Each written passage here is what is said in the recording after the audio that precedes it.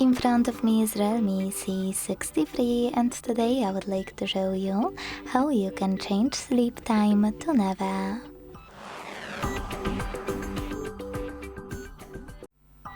Begin by going into Play Store and downloading free app called Caffeine. Keep screen on.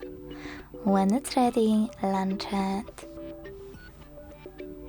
Then choose OK in Welcome pop-up. Tap on Timeout to make sure Infinite is on and go into Tab menu. Now it's time to edit your shortcuts thanks to those three dots at the top right corner. Click on them, tap on Edit, scroll all the way down and add Caffeine shortcut by clicking on green plus icon. Then go back and tap on it to activate it. As you can see, my shortcut is blue, which means that infinite sleep time is on.